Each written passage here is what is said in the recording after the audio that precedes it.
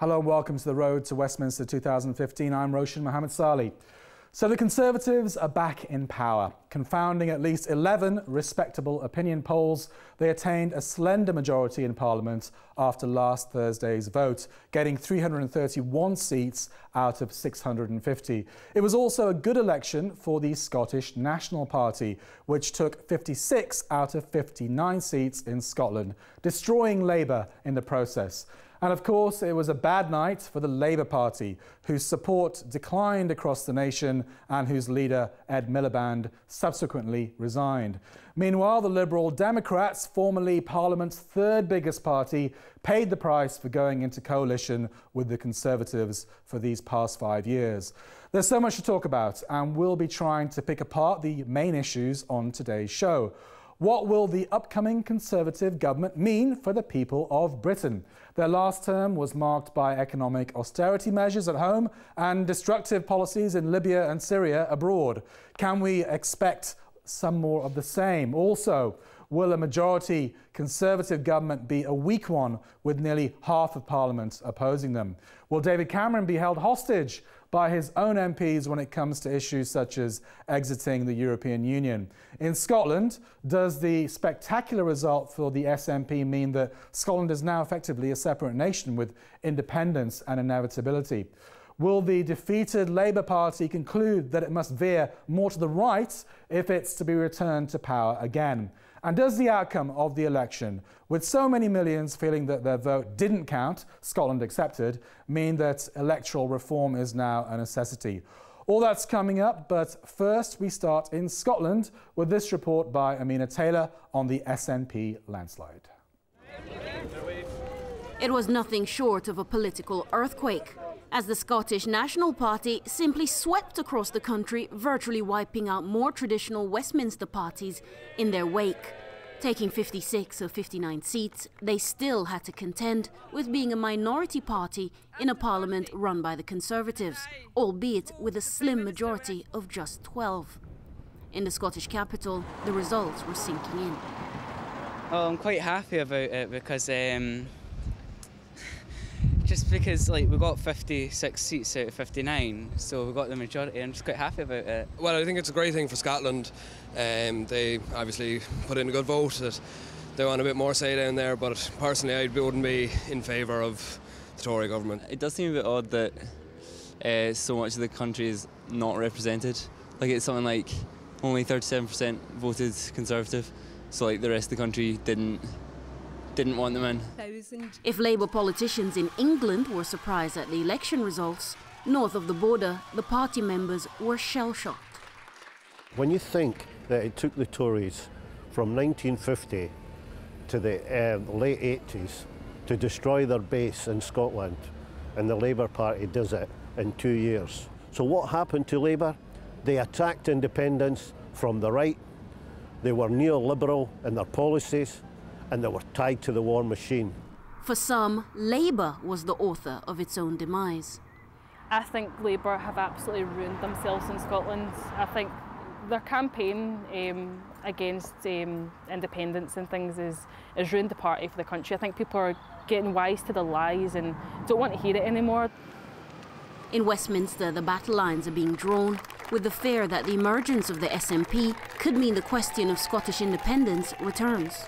I'm for independence, but I think if in a couple of years' time we will have another referendum, then that's for the people to decide. If Cameron does some mistakes, which he will, then the referendum as a consequences of those policies that Cameron will try and impose to appease his right wing, because his ranks have been swelled by people he didn't think were going to get in. Political commentators warn that the extraordinary election results achieved by the SNP is only the beginning of the story. And in fact, dealing with a majority Conservative government in Westminster whilst managing public expectation will be the real challenge. Britain's political landscape has now been permanently changed, with the feeling in Scotland a marked contrast to the political atmosphere further south. Everybody tells me that when they come to Scotland they can feel a confidence, an outburst, or we've changed things. Or will this be another false dawn for the left in British politics? The next 4 to 5 years will tell. Amina Taylor for The Road to Westminster. To discuss, pick apart and debate the election results, we have two guests in the studio with us today. Robert Alls is a British Conservative Party councillor and military historian. He's also the director of the Bruges Group think tank. And Clive Heemskirk is the national election agent of the Trade Unionist and Socialist coalition, which polled nearly 120,000 votes in last week's general election and local council elections. Gentlemen, welcome to the show. Thanks for coming in. Robert, if I could start with you. Let's talk about Scotland. The traditional parties seem to have been completely wiped out there. I'm talking about Labour and the Conservatives. Is it now effectively a separate nation with separate politics? Well, Scotland does have its own national identity, and it is at the moment far to the left of where many people in England are.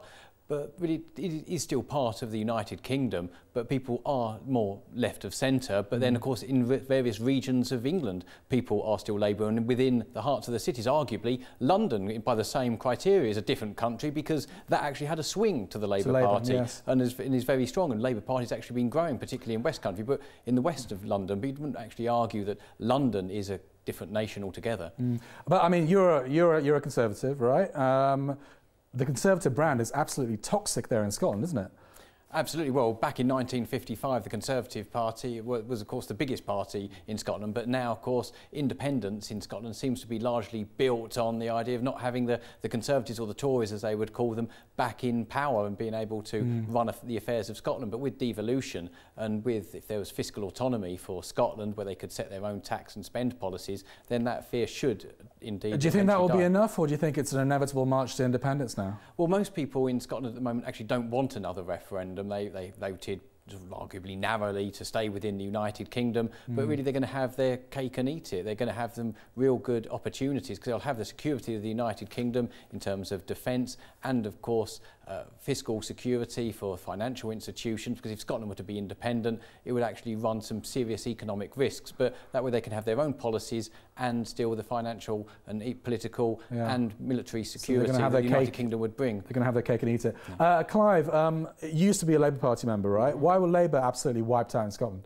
Because they failed to resist austerity. The vote in Scotland, above all, was a massive rejection of all establishment politicians. In fact, there was a higher turnout in Scotland. Turnout rose in Scotland by 8%, whereas it stagnated in England and Wales. And it was, above all, a rejection of the austerity message. Now, actually, the SNP portray themselves as anti-austerity, but the reality is, no, exactly, the reality is where they control councils, even in relation to the Scottish Parliament, they have implemented Tory austerity, and they will be in a very difficult position now because it's clear that the Tories are going to continue with savage austerity.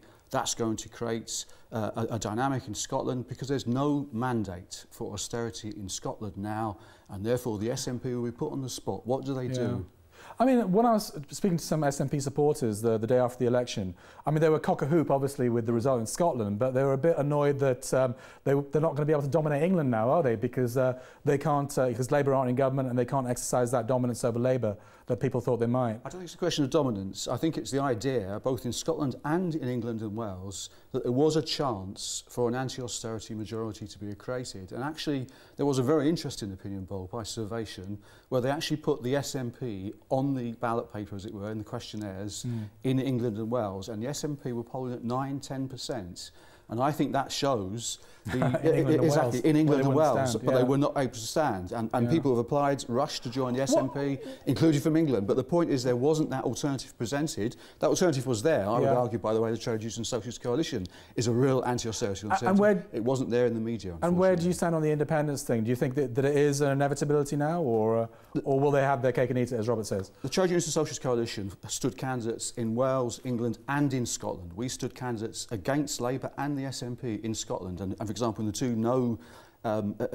two yes cities, Glasgow and Dundee, our candidates were the secretaries of the biggest public sector unions in those cities, because we want to fight austerity, whether it comes from Brussels, Westminster, Edinburgh, but independence, to answer the question? The Scottish people have the right to independence, and to be honest, I think they should take measures to say there is no mandate for austerity in Scotland now, and they should take all the measures needed to defend their conditions there. In a few minutes, Robert, because we're going to move on. I'll give you a chance in a few minutes. OK, we've been out and about on the streets of London asking people for their reaction to the election results and especially how it's going to affect the situation here in England. Here's what they said. I don't know if there's much difference between the parties, to be honest with you, but I just kind of like more what Cameron said as opposed to Miliband. It just suits my needs better. I just think it's got a better vision. I wanted the Labour to win because the Conservative, I think they're more likely to make the richest people even more richer, and they don't think about the people who don't have the money. So they don't let them go down and they make the richest people rich. No one's admitting that they're voting for the Conservatives, but I'm proud to vote for the Conservatives. I think they do something for the working people, so yeah, Conservatives. Some of the things they stand for I agree with, but overall, the middle to lower class are going to be affected again, as usual. From last 2-3 years, everything is getting tight and tight and tight, so I don't know why, but they should have done something for the people like working class Labour people. They should have done something. When it came to kind of like voting, it was more so like who's going to cause the least amount of damage. So as long as the Conservatives don't destroy the NHS and take away too much away from the poor, then the economy should be fine for the next 5 years. The Conservatives are another version of the BNP party, and is another version, a softer version of UKIP. I don't think the whole system is right. I think we should have proportional representation, and the numbers of seats should be according to the votes. I was a little bit disappointed that so many people didn't vote, but for me the electorate has given their mandate to the Conservative government, and so we all live with it. I didn't vote for the Conservative, but that doesn't matter as such. We've got what we've as a nation asked for. Robert, I want to talk about the Conservatives and their victory, but you want to make a quick point about Scotland? Yeah, if Scotland was independent, they'd have to have real severe austerity because, of course, they just don't produce enough tax revenue to pay for public services that they currently enjoy. So George Galloway made that point. He was arguing for the Union from a socialist point of view because Scotland needs to have the money to actually pay for things. Otherwise, socialism doesn't work. And if Scotland were to be independent, it would soon find itself in a situation where it's having to compete with England, trying to run down labour laws, trying to, as a way of attracting inward investment. It would actually damage the interests of socialism within Scotland. OK, we can talk more about Scotland, but I want to move on. Look, Robert, this new Conservative government, I mean, if they had the same result 20 years ago, they wouldn't be celebrating, would they? It's a wafer-thin majority. This is going to be a weak government, isn't it?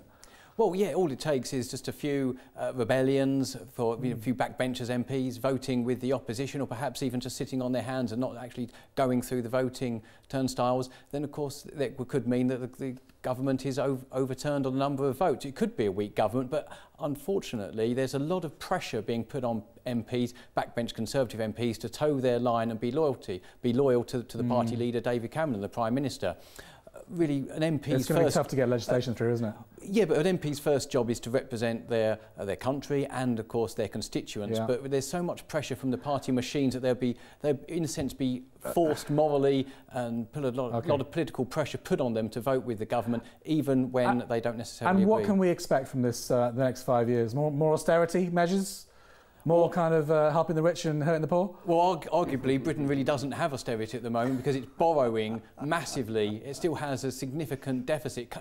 Austerity can be really harmful, as we've seen, when it's put in real practice in countries such as in Greece or in Spain. Yeah. Then it creates massive unemployment. At the moment, the British economy is growing. We don't really have severe austerity. We don't have particularly large increases in public expenditure. Yes, there will be further cuts, but it's nothing to comparison of what's happened in countries like Greece. And very briefly, EU exit, is that going to happen now under the next Conservative government? Well, David Cameron is giving a referendum, but he's going to have this referendum handled in such a way it's going to give him the answer that he wants. He wants Britain to stay in the European Union, and he will use the full advantages that the government has, the machinery of the state, and of course just setting the question and the terms of the debate to try and get the answer he wants. Clive, you were shaking your head throughout all that. Why?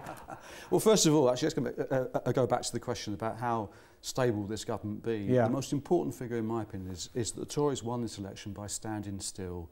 They put on about 500,000 votes across the whole of Britain, Scotland and Wales. But in terms of the total electorate who voted for them, only 24%, less than 1 in 4 people voted, who are eligible to vote, voted for this government. And there has never been a Tory government in history with that low level of support. Even Margaret Thatcher, when she won the election in 1987, she had 32% of the population backing her. She introduced the poll tax, which is nothing compared to the type of austerity that's going to come, and that provoked a mass rebellion, basically. Before I let Robert back including, in, by the way, destroying the Tory party in Scotland. And who brought the poll tax introduced it in Scotland? It's actually Scottish Conservatives that argued we actually want this policy, which is actually completely... Indeed, it did. It was completely wrong-headed. Clive, I mean, there has been a general decline in support for the traditional parties, including Labour. I mean, the left are in complete disarray now, aren't they? Who's the left? Which left? You know, the Labour Party, I don't recognise the Labour Party as part of the left. The Labour Party lined up with the Tories to vote for the Budget Responsibility Bill, and there was another £30 billion of cuts back in January. The Labour Party had no real differences. It was a minor election from the left. No, yes. But seriously, Robert, you know that's not true. You know it's a mythology. The Labour Party has been converted into another Conservative party, another part of the establishment. It was almost no difference in terms of its programme. It supports the austerity agenda. I want to go to the video wall now because I think we're going to see a headline. And this is about, I mean, how did the Conservatives manage to pull it off? I mean, I've read quite a few articles that say they spent more money for a start, the media was behind them, and perhaps the electoral system favoured them. Robert? Arguably, the media was against the Conservatives. The media has a Murdoch media wasn't.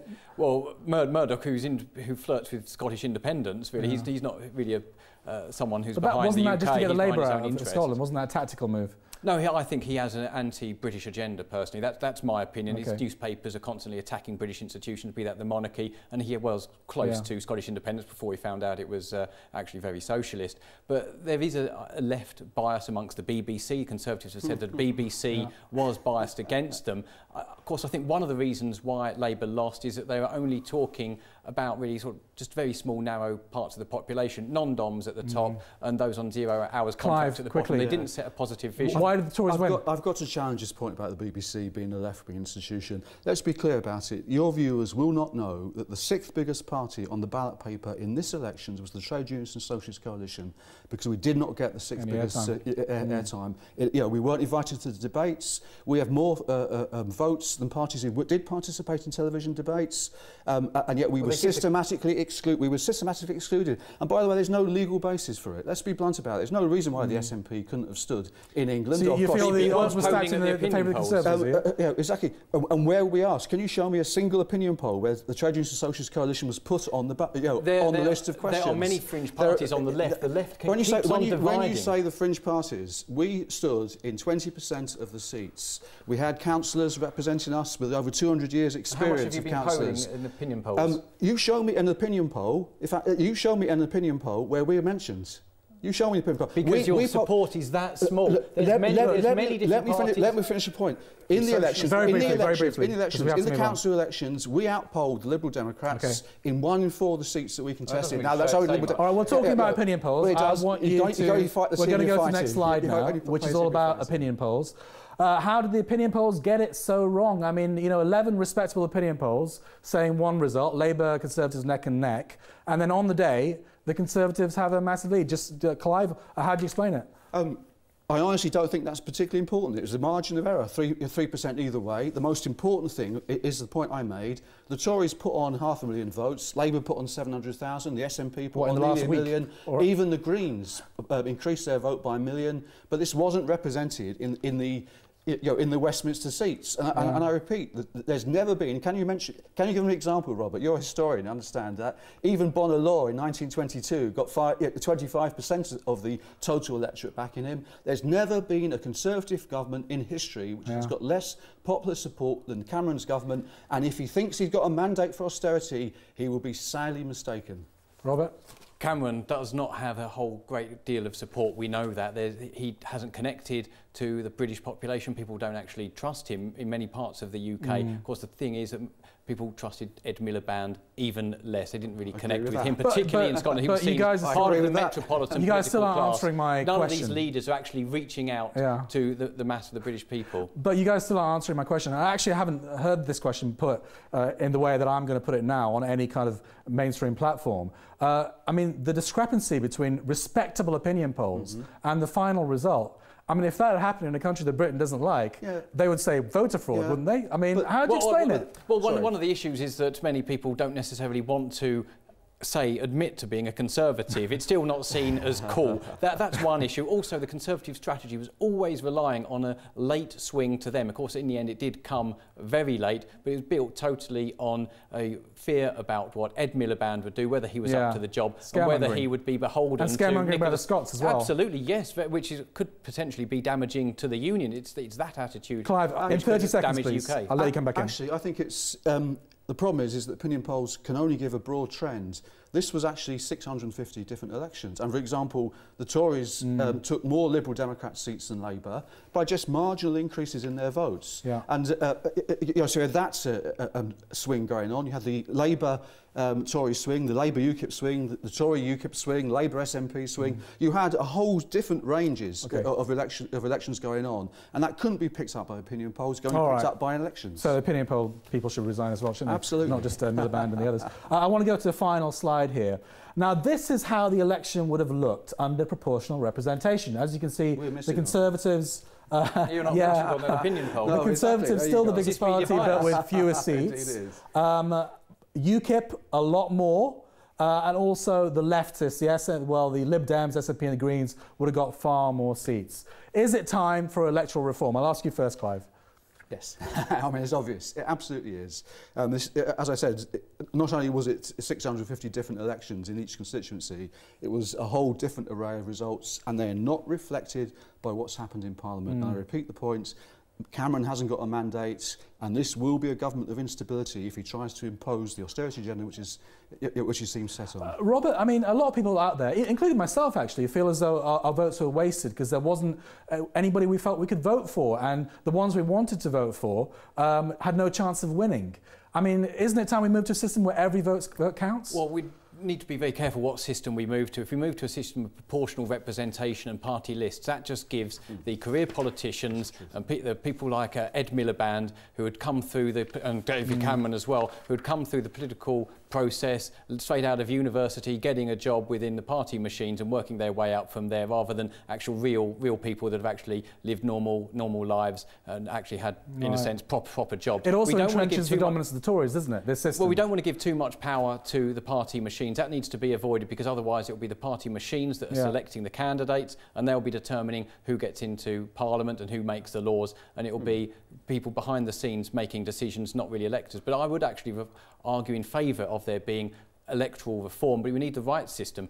One idea that I have is what we had from 1265 until 1832, which was multi-member constituencies. That way people would elect 3 MPs like they do Clive, in local government. I'm going to give you the last word. I mean, if there was PR, UKIP would have got 80-odd seats. Your enemies, UKIP. First of all, by the way, UKIP voters, the majority of UKIP voters, it's been shown in the Lord Ashcroft post-election poll, don't support austerity. They don't think austerity was necessary in the past, and they want it to stop now. So, and the UKIP vote, particularly in the Labour heartlands, is not necessarily a right-wing vote. It's a vote searching for an alternative, which wasn't offered in England. In Scotland, we went to the SNP. It wasn't offered in England, and we were denied the media presence. But I am in favour of a changed electoral system. But above all, I'm in favour of a new political party that can represent working class people. We could talk a lot more, but we're out of time. I'm sorry. Thanks for coming in. OK, that's all we've got time for today. And that was the last episode of this special series about the British general elections. I really hope we've been able to shed some light on on the UK's sometimes complex politics. If football is a game of two halves, with the Germans always winning at the end, the last several British elections feel a bit the same way, don't they? After all, the pre-voting debate on ideology and policy, centre-right parties always seem to dominate the corridors of power. Bye-bye.